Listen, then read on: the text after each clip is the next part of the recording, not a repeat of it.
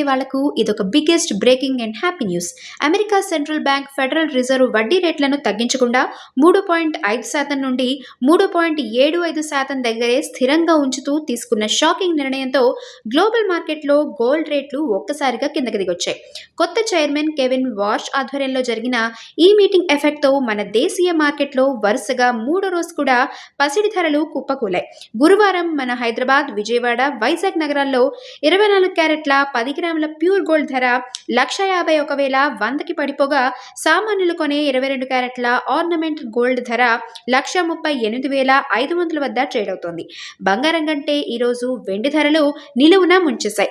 అవును, నిన్నటితో పోలిస్తే కేవలం ఒక్కరోజే కిలో వెండిపై ఏకంగా 5,000 మేర భారీగా ధర పతనమైంది. దీంతో ప్రస్తుతం ఢిల్లీలో కిలో వెండి 2,60,000 కాగా, మన హైదరాబాద్లో మాత్రం 2,70,000 వద్ద రన్ అవుతోంది.